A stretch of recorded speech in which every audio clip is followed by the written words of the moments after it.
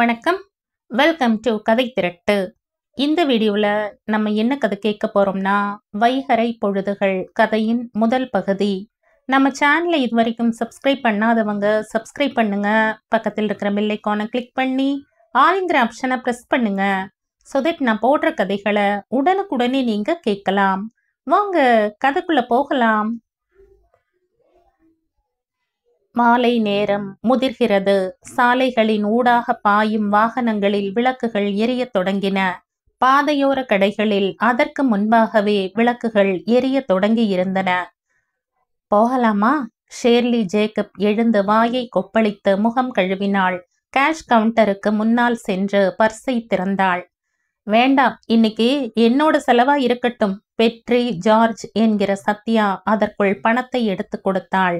பிறகு நனைந்த முகத்தை டவலால் துடைத்தாள்.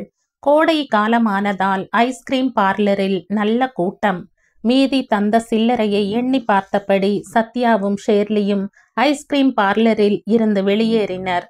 பார்க்கிங் ஏரியாவில் அவர்களது கைனட்டிக் ஹோண்டா நிறுத்தப்பட்டிருந்தது. அதற்கு பின்புறம் ஒரு ஜிப்சி வந்து நின்றது. ஜீன்ஸும் டி ஷர்ட்டும் அணிந்த 4 இளைஞர்கள் அதில் இருந்து இறங்கினர். ஐஸ்கிரீம் பார்லரை நோக்கி நடந்தனர். சத்யா தனது வண்டியை பார்த்தாள். கைனட்டிக் ஹோண்டாவை வெளியே எடுக்க வழி இல்லை. மிஸ்டர், அவள் அவர்களை கை தட்டி அழைத்தாள். கடைசியாக பார்லருக்குள் நுழைந்த இளைஞன் ஒருவன் திரும்பி பார்த்தான். உங்க வண்டியை கொஞ்சம் நகர்த்தலாமே, மற்றவங்க வண்டியை எடுத்துட்டு போக வேண்டாமா? அந்த இளைஞன் அதை காதில் வாங்காதவனாக பார்லருக்குள் நுழைந்தான். ஷேர்லி வேறு ஏதாவது வழி இருக்கிறதா என்று பார்த்தாள். வேறு வழியே இல்லை. வண்டிகள் முன்னும் பின்னும் நெருக்கி அடித்து நின்றிருந்தன. சத்யாவின் முகம் கோபத்தால் சிவந்தது. ராஸ்கல்ஸ்! முணுமுணுத்தபடி ஸ்விட்ச் கீயை சுண்டு விரலால் சுழற்றியவாறே அவளும் பார்லருக்குள் நுழைந்தாள். அதற்குள் அவர்கள் டேபிளை சுற்றி உட்கார்ந்து விட்டனர். ஹலோ, உங்ககிட்ட தானே சொன்ன, உலகத்துல உங்களுக்கு மட்டும்தான் வண்டி இருக்குன்னு நினைப்பா? சத்யா அவர்களை பார்த்து கோபத்துடன் கேட்டாள். அந்த இளைஞர்கள் அவளை ஏற இறங்க பார்த்தனர். சாரி மிஸ், பார்க்கிங் ஏரியாவில தான் நிறுத்தியிருக்கோம், உங்க தலையில இல்லையே? ஒருவன் எந்தவித தயக்கமும் இன்றி கேட்டான். பார்க்கிங் ஏரியாங்கிறது உங்க பரம்பரை சொத்தா என்ன? சத்யாவின் குரல் உயர்ந்தது. ஆமா, கணக்கு பார்த்தா கிட்டத்தட்ட அப்படித்தான் வரும். உடனடியாக என்ன சொல்வதென்று அவளுக்கு விளங்கவில்லை. நடப்பதை மற்றவர்கள் எல்லோரும் வேடிக்கை பார்த்தனர். வண்டியை நிறுத்தினப்பவே நான் உங்ககிட்ட சொன்னேன், கொஞ்சம் தள்ளி நிறுத்துங்கன்னு. எங்களுக்கு வசதிப்படல மேடம், இப்பவும் தான். சத்யாவின் கோபம் அதிகரித்தது. அவனை நோக்கி விரலை நீட்டியபடி யூ பாஸ்ட்! அவள் வார்த்தையை முடிக்கும் முன்பே அந்த இளைஞன் துள்ளி எழுந்தான். போடி சும்மா, வீணா குறைக்காத. உடனே டேபிள் மீதிருந்த ஒரு ஜக்கை கையில் எடுத்து அவன் மீது வீச ஓங்கினாள். அதற்குள் ஓடி வந்த ஷேர்லி அவள் கையை பிடித்து தடுத்தாள். அவள் ஏகத்துக்கு பயந்திருந்தாள். சத்யா, சண்டை சச்சரவெல்லாம் வேணாம், வா போகலாம். ஷேர்லி அவளை வெளிப்புறமாக இழுத்து கொண்டு போனாள். சத்யா அவளிடமிருந்து திமிரி விடுபட எவ்வளவோ போராடினாள். அப்போது அந்த இளைஞர்களில் யாரோ ஒருவன் சொன்னது கேட்டது. என்னங்க, கேட்கறதுலயும் ஒரு தன்மை இல்லையா? வண்டியை கொஞ்சம் ஓரமா ஒதுக்குங்களேன்னு சொன்னா நியாயம். இவங்கெல்லாம் எங்கிருந்து தான் வராங்களோ? தொடர்ந்து பார்லரில் கூட்டமாக சிரிக்கும் சத்தம் கேட்டது. சத்யா, உனக்கு என்ன பைத்தியமா பிடிச்சிருக்கு? சிவந்து குழம்பிய அவள் முகத்தை கண்டு ஷேர்லி கேட்டாள். நான் தான் முதல்ல அவங்க கிட்ட மரியாதையா சொன்னனே. கொஞ்சம் லேட்டாக போகுது, அவ்வளவுதானே. எப்படியும் வண்டியை ஒதுக்காமலா இருப்பாங்க. வா, நாம் அதுக்குள்ள ஒரு தடவை அந்த ஸ்டோருக்கு போயிட்டு வந்துடலாம். நான் வரல. சத்யாவின் முகம் இறுகி இருந்தது. நேரம் இருட்டிடுச்சு. இன்னைக்கு எங்க அண்ணன் வாட்ச்மேன் மலை ஏற போறாரு. ஷேர்லி முணுமுணுத்தாள். அதற்குள் பார்க்கிங் ஏரியாவில் இருந்து ஸ்கூட்டர் ஒன்று வெளியேறியது. கொஞ்சம் நிதானமா போனா அந்த கேப்லயே நாமளும் போயிடலாம், ஷேர்லி சொன்னாள். சத்யாவும் ஷேர்லியும் கஷ்டப்பட்டு எப்படியோ ஒரு வழியாக தங்களது வண்டியை வெளியே எடுத்தனர். வண்டி ரோட்டை அடைந்ததும் சத்யா சொன்னாள், ஒரு நிமிஷம் இந்த ஹேண்டில பிடிச்சுக்க என்றவள் தன் தலை முடியில் இருந்து ஹேர்பின் ஒன்றை உருவியபடி ஜிப்சியின் பின்புறம் சென்றாள். என்ன செய்ய போகிறாள் என்பதை அறியாத ஷேர்லி வியப்புடன் அவளையே பார்த்தாள். சத்யா டயரின் காற்றை ஹேர் பின்னால் அழுத்தி வெளியேற்றினாள். பிளாட்பாரத்தில் நடந்த சிலர் இதை கவனிக்கவும் செய்தனர். சிலர் வியப்புடன் வேடிக்கை பார்த்தனர். ஷேர்லி பயந்தாள். சத்யா, இப்படி வா, அவள் உரத்த குரலில் அழைத்தாள். அதற்குள் சத்யா மற்றொரு டயரின் காற்றை பிடுங்கிவிடத் தொடங்கினாள். காற்று வெளியேறும் இஸ் என்ற சத்தம் தொடர்ந்து கேட்டது. அதற்குள் ஐஸ்கிரீம் பார்லருக்கு சென்ற யாரோ ஒருவர் கவுண்டரில் இந்த தகவலை சொல்லவும் செய்தார். ஒரு பொண்ணு ஜிப்சியோட காத்து பிடுங்கி விடுறா, அது யாரோட வண்டி? இளைஞர்கள் சட்டென்று எழுந்தனர். சத்யா, ஷேர்லி உரத்த குரலில் அழைத்தாள். சத்யா ஓடி வந்து ஹேண்டிலை பிடித்தாள். ஹோண்டா ஸ்டார்ட் ஆனதும் ஷேர்லி அதில் ஏறி அமர்ந்ததும் ஒரே நேரத்தில் நிகழ்ந்தன. ஹோண்டா சாலையில் சீறி பாய்ந்தது. இளைஞர்கள் ஜிப்சியின் டயர்களை கவனிப்பதையும் ஷேர்லி பார்த்தாள். பின்புறமாக வந்த ஒரு பஸ்ஸின் மறைவில் அந்த காட்சியும் மறைந்தது. சிட்டிக்குள் ஒரே டிராபிக் ஜாம். வாகனங்களில் ஹெட் லைட்டுகள் பளீரிட்டன. பாதையின் இரு புறங்களிலும் இருந்த கடைகளில் மின் விளக்குகள் அலங்காரம் செய்தவை போல் ஒளிர்ந்தன. போக்குவரத்து நெரிசலின் ஊடாக கைனட்டிக் ஹோண்டா வளைந்து நெளிந்து முன்னேறியது. ஒரு சந்திப்பில் டிராபிக் சிக்னலுக்கு முன்பாக சத்யா தனது ஹோண்டாவை நிறுத்தினாள். என்ன ஒரு நரகம் இது! சிக்னலுக்காக காத்திருக்கும் போது சத்யா முணுமுணுத்தாள். ஷேர்லியின் பார்வை பின்புறம் பதிந்திருந்தது. டாக்ஸி ஒன்று ஹார்ன் அடித்தபடி நெருங்குவதை அவள் கவனித்தாள். பைக்குகளின் வரிசைக்கு பின்னால் டாக்ஸி நின்றது. டாக்ஸியின் கதவுகள் திறந்தன. அதில் இருந்து இறங்கிய இளைஞர்களை கண்ட ஷேர்லி நடுங்கினாள். சத்யா, அவங்க வந்துட்டாங்க! ஷேர்லி உரத்த குரலில் அலறினாள். சத்யா திரும்பி பார்த்தபோது அந்த இளைஞர்கள் பைக்குகளுக்கு ஊடாக ஓடி வந்து கொண்டிருந்தனர். சிக்னலுக்காக காத்திருக்காமல் சத்யா உடனடியாக வண்டியை கிளப்பினாள்.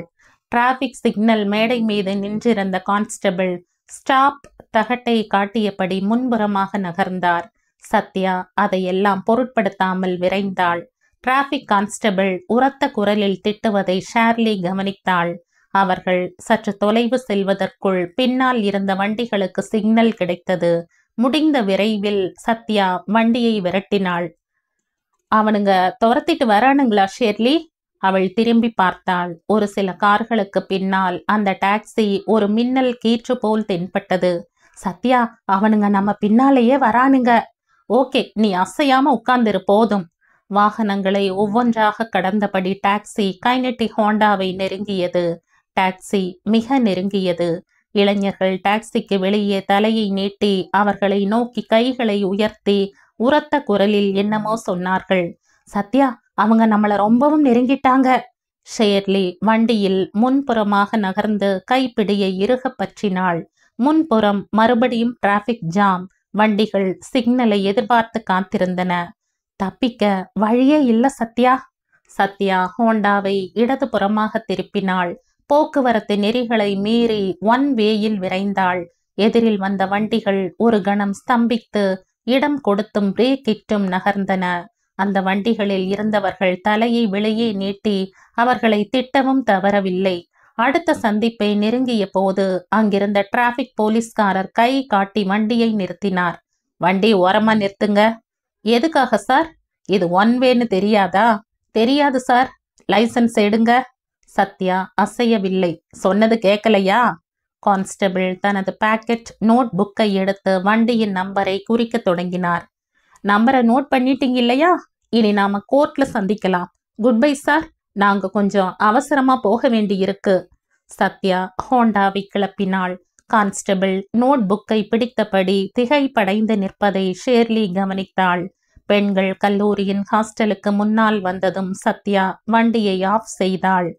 கேட்டில் பொறுமையற்றவராக நின்றிருந்த மத்தாயி தனது கை கடிகாரத்தை பார்த்தார். மத்தாயி சார், வழியெல்லாம் என்ன ஒரு டிராபிக் ஜாம் தெரியுமா?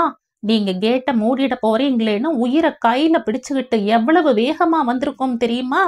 சத்யா நயமான குரலில் கூறினாள். நான் உங்க வண்டி இருக்கான்னு பார்த்தேன், காணோம். உடனே டவுனுக்கு போயிருப்பீங்கன்னு நினைச்சேன். அதனால தான் இன்னும் கேட்டை பூட்டாம வச்சிருக்கேன். இருந்தாலும் நீங்க பண்றது ரொம்ப அநியாயம்மா.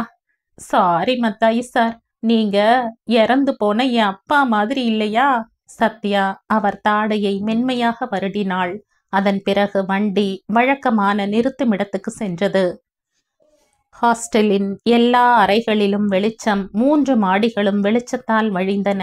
பெண்கள் கிரில் போட்ட நீண்ட வராந்தாக்களில் புத்தகமும் கையுமாக உலாவி படித்துக் கொண்டிருந்தனர். சுற்று சுவரை ஒட்டி நெடிதாக வளர்ந்திருந்த அசோக மரங்களின் நிழல்கள் குறுக்கும் நெடுக்குமாக தரையில் விழுந்திருந்தன. உயிரோட இருக்கிற அப்பாவை எப்படி உன்னால கூசாம பொய் சொல்லி சாகடிக்க முடியுது? ஹோண்டாவில் இருந்து இறங்கிய ஷேர்லி கேட்டாள். நீயும் படிச்சிருப்பியே, இறந்தது கொப்பாம் உயிருடன் இருத்தலும்னு. ஹோண்டாவை ஸ்டாண்டில் நிறுத்தி பூட்டிவிட்டு அதன் சாவியை மேற்புறமாக எரிந்து பிடித்தபடி சத்யா ஹாஸ்டல் அறையை நோக்கி நடந்தாள். படியேறும்போது எதிரில் கடுப்பால் சிவந்த மேட்ரனின் முகம் அவரை தாண்டி செல்ல முற்பட்ட போது எச்சரிக்கை தொனியில் பேசினார். சத்யா, நில் அங்கேயே. சொல்லுங்க மேடம். சத்யா அப்படியே நின்றாள். மணி என்ன ஆச்சு தெரியுமா? சத்யா வாட்சை பார்த்தாள். 7:30. சாரி மேடம், நாங்க டிராஃபிக் ஜாம்ல மாட்டிக்கிட்டோம். சிட்டில என்ன டிராஃபிக்னு உங்களுக்கு தெரியும் இல்லையா? பொல்லாத டிராஃபிக் ஜாம். எப்ப பார்த்தாலும் இது ஒரு காரணம். அதுக்காக ஹாஸ்டலோட ரூல்ஸையே மாத்திடலாமா? ஐயோ, அப்படியெல்லாம் செஞ்சிடாதீங்க, மன்னிச்சிருங்க. எத்தனை தடவை? 70 தடவை. பைபிள்ல சொல்லியிருக்கு இல்லைங்களா, மன்னிக்கணும்னா அதுக்கு பெரிய மனசு வேணும்னு. கடவுள் அருளால அது உங்ககிட்ட இருக்கு. மேட்ரனின் கன்னங்கள் விரைப்பு அடைந்தன. சத்யா நடக்கத் தொடங்கினாள். ஷேர்லி, மேட்ரன் அழைத்தார். அவள் தயங்கி நின்றாள். அந்த தரிகெட்ட பொண்ணோட சேர்ந்து உன் எதிர்காலத்தை பாழாக்க கூடாது. அவ முன்பின் யோசிக்கிறதில்ல. என்னை பொறுத்த வரையில வாழ்க்கைங்கிறது ஏதாவது ஒரு ஓடையில தூக்கி எறிய வேண்டிய ஒண்ணு கிடையாது. நான் சொல்றத புரிஞ்சுக்கிட்டா சரி. உன்னை இனிமே மன்னிக்க மாட்டேன். சாரி மேடம், நான் டிராஃபிக்ல அகப்பட்டுக்கிட்டேன். காரணமெல்லாம் வேண்டாம், கிளம்பு. ஷேர்லி வருவதற்குள் சத்யா அறையை திறந்திருந்தாள். இந்த அளவுக்கு சுவாரஸ்யமான ஒரு ஈவினிங் எனக்கு வேற எதுவும் ஞாபகத்துக்கு வரல. சத்யா படுக்கையில் மல்லாந்து விழுந்தபடி பேசினாள். என்ன சுவாரஸ்யம்? எப்படியோ ஒரு வகையில தப்பிச்சோம்னு சொல்லு. அந்த கான்ஸ்டபிள் வண்டி நம்பரை நோட் பண்ணியிருக்கார். இனி சம்மன் வரும். போலீஸ் ஸ்டேஷன், கோர்ட்டுன்னு ஏறி இறங்கணுமே. ஏறி இறங்கணும் தான், அதுவும் ஒரு எக்ஸ்பீரியன்ஸ். கோர்ட் தலையை சீவிடுமா என்ன? அதிகமா போனா 50 இல்லைன்னா 100 ரூபாய் ஃபைன் கட்ட வேண்டி இருக்கும். போதா குறைக்கு மேட்ரன் கிட்டையும் வாங்கி கட்டிக்கிட்டாச்சு. ஷேர்லி உடை மாற்றியபடி முணுமுணுத்தாள். அவங்கள விட்டு தள்ளு. அவங்களுக்கு என்கிட்ட கொஞ்சம் பயம். காஞ்சிரப்பள்ளிக்காரங்க 4 பேர் என் அண்ணனுங்கன்னு ஒரு தடவை சொல்லி வச்சிருக்கேன். அதுலயும் 2 பேர் பட்ட பகல்ல டவுன்லயே ஒருத்தனை வெட்டி போட்டாங்கன்னு சொல்லி இருக்க. எனக்காக, இந்த ஒரே ஒரு தங்கச்சிக்காக கொலை செய்யவும் உயிரை விடவும் தயங்காதவங்க அவங்கன்னும் டூப் விட்டுருக்க. போதா குறைக்கு அவங்கள எல்லாம் ஒரு தடவை நேர்லயே பார்த்துருக்காங்க. கடா மீசையெல்லாம் வச்சுட்டு முரடனுங்க மாதிரி ஜீப்ல இருந்து இறங்குறத பார்த்தா யாரு தான் மிரள மாட்டாங்க? இப்படியெல்லாம் புழுகிறதுக்கு தைரியம் வேணும். உன் தைரியத்தை மெச்சுறேன் என்று ஷேர்லி சத்யாவின் கட்டிலில் வந்து அமர்ந்தாள். சத்யா, நீ ஏன் இப்படியெல்லாம் நடந்துக்கிறேன்னு சில நேரம் யோசிப்பேன். ஒண்ணுமே புரியாது. உண்மையில உனக்கு என்ன குறை? தாராளமான பணம், நோய் நொடி இல்லாத அழகான உடம்பு. படிப்புலையும் உன்ன மாதிரி கெட்டிக்காரி வேற யாரும் இந்த காலேஜ்ல இல்ல. இருந்தும் கட்டுப்பாடோ கடிவாளமோ இல்லாம காலேஜ்லயும் ஹாஸ்டல்லையும் வீட்டாருக்கும் நீ ஏன் இப்படி ஒரு தலைவலியா இருக்கிற? நீ யாரோட போட்டி போட்டிருக்க? இந்த வேகம் உன்னை எங்கேயாவது கொண்டு போய் குப்புற தள்ளிடும்னு ஏன் நினைக்க மாட்டேங்கிற? Stop it. சத்யா படுக்கையில் இருந்து துள்ளி எழுந்தாள். உன் பங்குக்கு புத்திமதி சொல்லி என்னை திருத்த பார்க்காத. இதையெல்லாம் எக்கச்சக்கமா கேட்டு புளிச்சு போச்சு. கட்டிலில் இருந்து இறங்கிய சத்யா உடை மாற்றினாள். டவல், சோப், மாற்றுடை ஆகியவற்றுடன் பாத்ரூமை நோக்கி நடந்தாள். பாத்ரூமில் பீச்சி அடிக்கும் ஷவரின் கீழே அவள் எதையெல்லாமோ நினைக்கவும் மறக்கவும் முயன்றவளாக நேரம் காலம் என்ற உணர்வையே மறந்தவள் போல் நெடுநேரம் நின்றிருந்தாள். குளிர் உடலை தாக்கி பற்களை கிட்டித்து போக செய்த போது அவள் ஷவரை நிறுத்தினாள். சுவரில் மாட்டியிருந்த முகம் பார்க்கும் கண்ணாடியில் தன் நனைந்த முகத்தை உற்று பார்த்தாள். அது ஒரு பேய் கோலம் போல அவளுக்கு தோன்றியது. அந்த கண்ணாடியை உடைக்கும் அளவு ஒரு வெறி தோன்றியது. ஷவரின் மீது நெற்றியை பதித்தபடி ஆதரவற்று தளர்ந்தவள் போல் ஒரு சில நிமிடங்கள் நின்றாள். கதவை தட்டும் சத்தம். சத்யா, சத்யா! அவள் கதவை லேசாக திறந்தாள். ஷேர்லியின் திகைப்படைந்த முகம் தட்டுப்பட்டது. மேட்டன் உன்னை உடனடியா அவங்க ரூமுக்கு வர சொல்றாங்க. என்ன விஷயமாம்? தெரியல. கீழே ஒரு காரும் ஜீப்பும் வந்திருக்கு. போலீஸ் ஜீப்பா தான் இருக்கும்னு நினைக்கிறேன். பிரச்சனை பெருசாயிடுச்சுன்னு நினைக்கிறேன். நான் இதோ வந்துடுறேன். சத்யா உற்சாகமடைந்தாள். உடனடியாக உடை மாறி பாத்ரூமில் இருந்து வெளியே வந்தாள். சத்யா அவசர அவசரமாக படிக்கட்டுகளை கடந்து கீழ்த்தளத்தை அடைந்தாள். ரிசப்ஷன்ல போய் பார், மேட்டன் அறையை சுட்டி காட்டியபடி சொன்னார். சத்யா அந்த அறைக்குள் நுழைந்தாள்.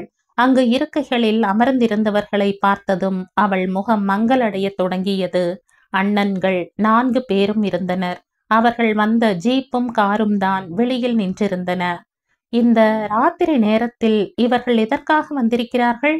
சத்யாவுக்கு புரியவில்லை. 4வரும் அவளை ஒரு குற்றவாளியை பார்ப்பது போல் ஏற இறங்க பார்த்தனர். நீ இங்க அப்படி என்னதான் வெட்டி முறிக்கிற? நாங்க வந்து 10 நிமிஷத்துக்கு மேல ஆச்சு. எல்லாருக்கும் மூத்தவர் அடர்த்தியான தனது மீசையை வருடியபடி கேட்டார். இங்க நான் வேற என்னத்தை வெட்டி முறிக்கிறது? குளிச்சிட்டு இருந்தேன். சிட்டிக்குள்ள போயிட்டு ரொம்ப லேட்டா தான் வந்தியாம், மேட்ரன் சொன்னாங்க. இங்கேயும் உன் பேரை கெடுத்துக்கிட்டாதான் நிம்மதியா உனக்கு? இது 2வது அண்ணன் செபாஸ்டியனது கேள்வி. என்னத்துக்காக இப்ப 4 பேருமா வந்திருக்கீங்க? அதுவும் வழக்கம் இல்லாம இந்த ராத்திரி வேளையில? சத்யா பயமற்றவளாக கேட்டாள். நீ இந்த வாரம் வீட்டுக்கு வரலேங்கிற தகவல் கிடைச்சது. வீட்டுக்கு கூட வர முடியாம அப்படி என்னத்தை வெட்டி முறிக்கிறேன்னு தெரிஞ்சுக்க வந்திருக்கோம். மலையெல்லாம் அங்க காஞ்சிரப்பள்ளியில தானே இருக்கு. அங்க அப்பாவும் பிள்ளைங்களுமா சேர்ந்து வெட்டி முறிக்கிறீங்களே, அப்புறம் நான் வேற எதுக்கு? சத்யா கேலி தொனியில் கேட்டாள். இளையவனான ராஜுவு மட்டும் பேசாமல் உட்கார்ந்திருந்தான். சீக்கிரமா போய் ட்ரெஸ் மாத்திட்டு வா, உடனே கிளம்பணும். மூத்தவன் ஆகஸ்தி கட்டளையிட்டான். கிளம்பணுமா? எங்க? வீட்டுக்கு தான். வேறெங்க? இன்னைக்கு வீட்டுல பண்டிகை விசேஷம்னு ஏதாவது உண்டா என்ன? இங்க பாரு, இந்த ஹாஸ்டல் எல்லாம் பார்க்க மாட்டேன், அரஞ்சன தெரியுமா? செபாஸ்டியனின் கோபம் உயர்ந்தது. பண்டிகை மட்டுமில்ல, வான வேடிக்கையும் இருக்குது. நீ கிளம்பு. விஷயம் என்னன்னு சொல்லாம ஏன் இப்படி கோபப்படுறீங்க? நான் நிறைய படிக்க வேண்டி இருக்கு. விஷயம் இருக்கு, எல்லாத்தையும் வீட்டுல போய் பேசிக்கலாம். முதல்ல உங்ககிட்ட சொன்னதை செய். சீக்கிரமா கிளம்பு. அன்னைக்கு மாதிரி பொண்ணு பார்க்க வராங்க, பையனை பார்க்க வராங்கன்னு எல்லாம் என்ன தொந்தரவு பண்ணாதீங்க. அந்த மாதிரி எல்லாம் அடிக்கடி வேஷம் போட்டு நிக்க என்னால முடியாது. உங்ககிட்ட யாரும் அபிப்பிராயம் கேட்கல, சொன்னதை செய். செபாஸ்டியன் இருக்கையில் இருந்து எழுந்தான். தாங்க முடியாத கோபத்துடன் சடக்கென்று தலையை திருப்பிக் கொண்டு அங்கிருந்து கிளம்பினாள் சத்யா. அறையில் இருந்த ஷேர்லியின் கண்களில் பயம் தெரிந்தது. யாரு? எதுக்காக வந்திருக்காங்க? வேற யாரு? அண்ணனுங்க தான். கூட்டிட்டு போகணுமா? எதுக்காக இந்த ராத்திரி நேரத்துல? யாருக்கு தெரியும்? ஏதாவது திட்டம் போட்டிருப்பாங்க. அப்பாடா, அவ்வளவுதானே. ஒருவேளை அந்த பசங்க தான் போலீஸ்காரங்களோட வந்துட்டானுங்களோன்னு நினைச்சு நான் பயந்துட்டேன். சத்யா அவசர அவசரமாக உடை மாற்றினாள். கையில் ஒரு பேக் மட்டும் எடுத்துக்கொண்டாள்.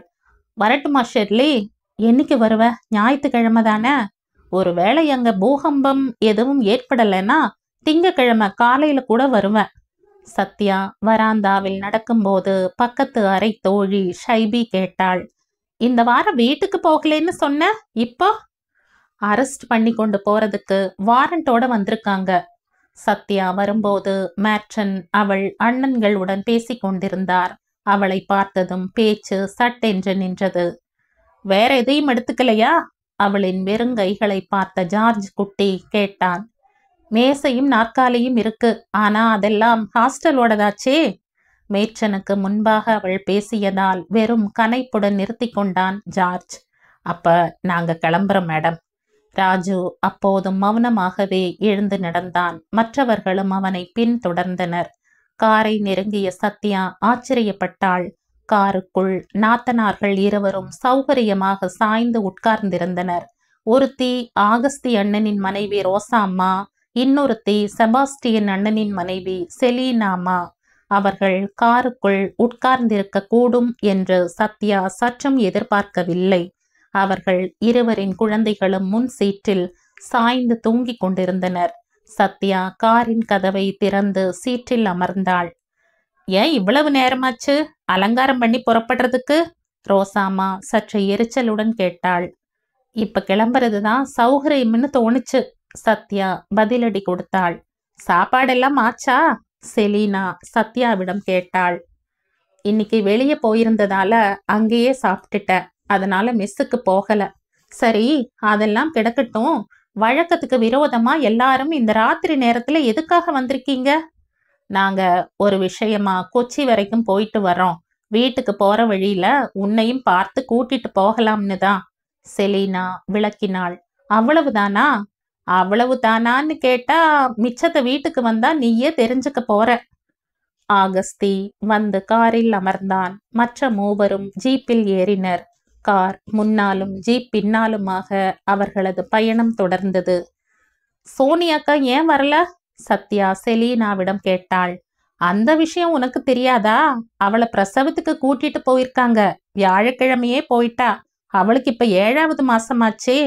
7 மாசம் ஆயிடுச்சா? ஆமா, இதெல்லாம் உனக்கு எப்படி தெரியும்? மாசத்துக்கு ஒரு தடவை வேண்டுதலுக்கு வர்ற மாதிரி வீட்டுக்கு வந்துட்டு போற. வீட்டோட உனக்கு என்ன ஒட்டு உறவு இருக்கு? கருமாந்திர உறவு, சத்யா மெதுவான குரலில் கூறினாள். வண்டிகள் காஞ்சிரப்பள்ளியை அடைந்த போது இரவு மணி 11 ஆகியிருந்தது. வீட்டுக்கு முன்னால் நிறுத்தப்பட்ட காரில் இருந்து சத்யா திகைப்புடன் இறங்கினாள். வீட்டு முற்றத்தில் பந்தல். வழக்கத்துக்கு விரோதமாக மனித கூட்டம் வேறு. பந்தலில் அலங்கார வேலைகள் நடக்கின்றன. செலீனாவையும் தன் சகோதரர்களையும் மிரட்சியுடன் பார்த்தாள் சத்யா. வா, செலீனா அவள் கையை பிடித்து வாசலை நோக்கி அழைத்து சென்றாள். தொலைவில் உள்ள உறவினர்கள் பலரும் வந்திருப்பதை கவனித்த சத்யாவின் திகைப்பு அதிகரித்தது. கோதை மங்கலத்தில் இருந்து சாக்கோ தாத்தாவும் பாட்டியும் அவர்களின் மூத்த மகன் குஞ்சுமணியும் வந்திருந்தார்கள். பிறவித்தானத்தில் இருந்து பெரிய தாத்தாவின் அக்கா மகன் ஔசேப்பும் அவர் மனைவியும் வந்திருக்கின்றனர். மலபார் தளிப்பரம்பில் இருந்து குஞ்சேப்பு தாத்தாவும் அவர் மகளும் கூட தென்பட்டனர். முதல கோடத்தில் இருந்து குஞ்சேலி அக்காவும் மகனும். என்ன இதெல்லாம்? ஆஹா, நீங்களும் வந்து சேர்ந்தாச்சா? எப்போதும் போல் நிறைந்த சிரிப்புடன் ஔசேப்பு அண்ணன் அவர்களுக்கு முன்னால் வந்தார். இப்பதான் நாங்க உங்களை பத்தி பேசிட்டு இருந்தோம். நீங்க வர்றதுக்கு ஏன் இவ்வளவு தாமதமாச்சு என்று கேட்டவாறு கோட்டப்புறத்து வர்க்கி சத்யாவின் அப்பாவும் சின்னம்மாவும் சிற்றவுட்டை நோக்கி வந்ததும் ஆபத்தான எதுவும் நடக்கவில்லை என்பது சத்யாவுக்கு உறுதியானது. கடிகாரத்தில் மணி 12 அடித்தது. தொலைவில் தெரிந்த ரப்பர் காடுகளின் பக்கம் இருளின் ஊடாக பார்வையை செலுத்தி ஜன்னல் கம்பிகளை பிடித்தபடி நின்றிருந்த சத்யா பின்புறம் காலடி ஓசை கேட்டதால் மெதுவாக முகத்தை திருப்பினாள். செலீனா அண்ணி. சித்தப்பா கூப்பிடுறார், போ. இறுகிய முகத்துடன் அவள் செலீனாவை பார்த்தபடி ஒரு சில வினாடிகள் நின்றாள். பிறகு நிதானமாக ஹாலை நோக்கி நடந்தாள். சோஃபாவிலும் நாற்காலிகளிலும் உறவு ஜனங்கள் நிறைந்து வழிந்தனர். பெண்கள் சுவர்களிலும் கதவுகளிலுமாக சாய்ந்து நின்றிருந்தனர். புளியன் மலையில் இருந்து வந்த சூர்யாச்சன் தாத்தா சோஃபாவில் அமர்ந்தவாறு தூங்கி வழிந்தார். சுவர் அலமாரியில் சாய்த்து வைத்திருந்த இயேசுவின் லாஸ்ட் சப்பர் படத்துக்கு முன் தொங்கிய பச்சை நிற பல்பு கண் சிமிட்டியது. கோட்டப்புறத்து வர்க்கியின் எண்ணெய் பளபளப்பான வழுக்கை தலை டியூப் லைட் வெளிச்சத்தில் மின்னியது. சிவந்த முகத்தில் இருந்த அடர்த்தியான மீசையை அவர் கட்டை விரலாலும் சுட்டு விரலாலும் இரண்டாக பிரித்து வருடினார். வர்க்கி இருக்கையில் இருந்து சற்று முன்புறமாக நகர்ந்தவர் மகளை பார்த்து கேட்டார். உனக்கு இன்னும் விஷயம் பிடிபடல இல்லையா? ஆமாப்பா, எனக்கு எதுவும் புரியல. சத்யாவின் பதிலில் இருந்து எடித்தெறிந்து பேசும் தொனி வர்க்கியை சற்று சங்கடப்படுத்தியது. ஆனியம்மா முக்கியமான குடும்ப சர்ச்சைகளின் போது வழக்கமாக நிற்பது போல் தந்திரபூர்வமான பகுதியில் வர்க்கியின் நாற்காலிக்கு மிக அருகில் நின்றிருந்தார். கணவரின் முதுகை எந்த வினாடியிலும் தொட்டுவிடக்கூடிய நிலையில் தயாராக இருந்தன அவள் விரல்கள். குறிப்பிட்ட சில வினாடிகளில் ஆனையம்மாவின் கை விரல்கள் கணவரின் முதுகில் பதியும். சுட்டு விரல் பதிந்தால் அதற்கு ஓர் அர்த்தம், கட்டை விரல் பதிந்தால் அதற்கு மற்றோர் அர்த்தம், மோதிர விரல் என்றால் அதற்கு இன்னொரு அர்த்தம். 2 கைகளின் விரல்களும் மொத்தமாக பதிந்தால் அதன் பொருளே முற்றிலும் வேறு. கண்ணுக்கு தெரியாத முதுகின் கம்ப்யூட்டர் பட்டன்களில் விரல்களை அழுத்தியது போல் ஒவ்வொரு விரலுக்கான அர்த்தத்தையும் வர்கி அப்படியே புரிந்து கொள்வார். அந்த அழுத்தங்களை ஒட்டி வர்கி தனது அபிப்பிராயங்களை வெளியிட்டு பிடிவாதம் பிடிப்பதோ, விட்டு கொடுப்பதோ, தீர்மானம் மேற்கொள்வதோ, கை கழுவுவதோ நடக்கும். சத்யாவின் அம்மா இறந்து 6 மாதங்களுக்கு பிறகு ஆனியை 2ஆம் தாரமாக கல்யாணம் செய்த நாளில் இருந்து கடந்த 18.5 வருடங்களாக தொடரும் பழக்கம் இது. இப்போது ஆனியின் ஏதோ ஒரு விரல் கோட்டப்புறத்து வர்கியின் முதுகில் பதிந்தது. தெரியலனா நீ தெரிஞ்சுக்கிறதுக்காகவே இப்ப சொல்றேன், கவனமா கேட்டுக்க. வர்கி தொடர்ந்தார். போன மாசம் கொச்சுதையில அவிராச்சனின் மகன் போபி வந்து உன்னை பெண் பார்த்துட்டு போனதை மறந்திருக்க மாட்டியே. அவங்களுக்கு உன்னை ரொம்பவும் பிடிச்சிருக்கு, அதையும் சொல்லியிருந்தாங்க. அவரை பிடிக்கலைன்னு ஏற்கனவே சொல்லிட்டேனே. உண்மைதான், ஆனா அது பையனையோ அவங்க வீட்டாரையோ பிடிக்காததால இல்லையே. அன்னைக்கு சொன்ன காரணம் நீ மேற்கொண்டு படிக்கணும், வேலைக்கு போகணும்னு தான். அதையும் நான் அவங்க கிட்ட பேசிட்டேன். அவங்க என்ன சொல்றாங்கன்னா, கல்யாணத்துக்கு அப்புறம் நீ உனது விருப்பப்படியே படிக்கலாம், ஹாஸ்டல்ல தங்கி இருந்து தான் படிக்கணும்னா கூட அப்படியே செய், இல்ல புருஷன் கூடவே தங்கி இருந்து படிக்க விரும்பினா அப்படி செய். அவங்க இப்படி எதையுமே மறுக்கல. முதல் தரமான குடும்பம், பாரம்பரியம், பணம், அவனும் பேங்க்ல வேலை செய்யறான், எல்லா வகையிலையும் பொருத்தமான இடம். நான் உன் அண்ணன்க கிட்டையும் நம்ம குடும்பத்துல இருக்கிற மத்தவங்க கிட்டையும் கலந்து பேசி ஆலோசிச்சுதான் அவங்களுக்கு வாக்கு கொடுத்திருக்கேன். பேச்சை நிறுத்தினார். ஹாலில் இருந்தவர்களை எல்லாம் ஒரு தடவை பார்த்தார். தூங்கி விழிந்த சூர்யாச்சன் தாத்தா திடுக்கிட்டு விழித்து சுற்றும் முற்றும் பார்த்தார். ஒரு வினாடி நேரத்துக்கு பிறகு எல்லாம் சரியாக இருக்கிறது என்பது மாதிரி தலையாட்டினார். வர ஞாயிற்றுக்கிழமை, அதாவது நாளன்னைக்கு உன்னோட கல்யாணம். காலையில 11 மணிக்கு சர்ச்சில் மனசம்மதம் நடக்க போகுது. சத்யாவின் முகம் இறுகியது.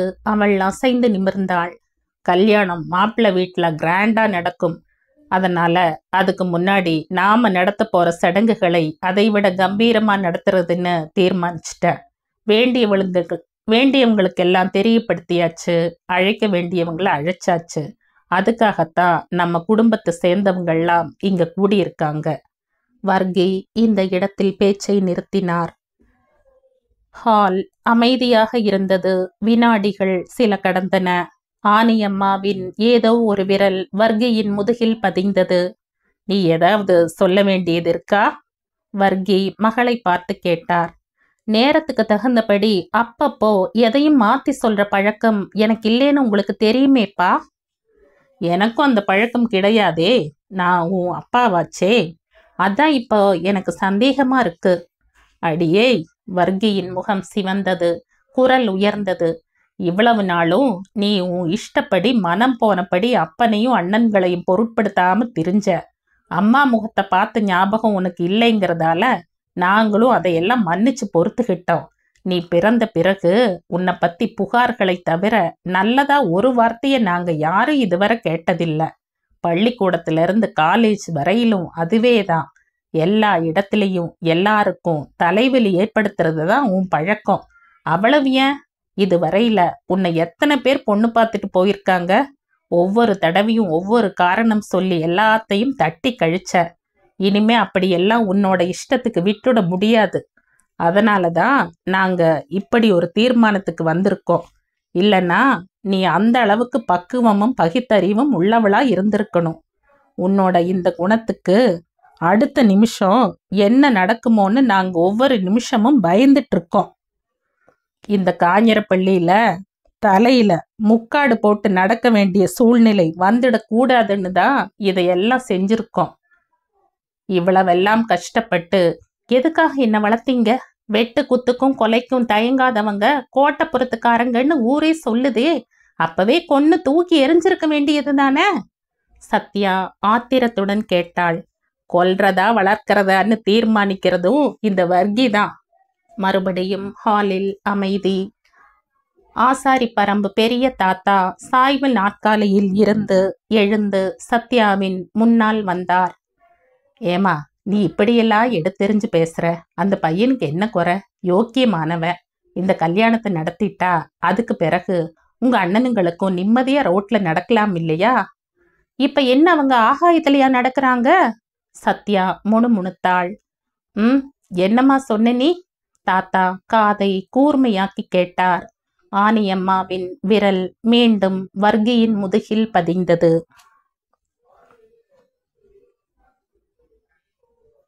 இந்த கதையின் தொடர்ச்சியை அடுத்த பதிவில் கேட்கலாம். நன்றி.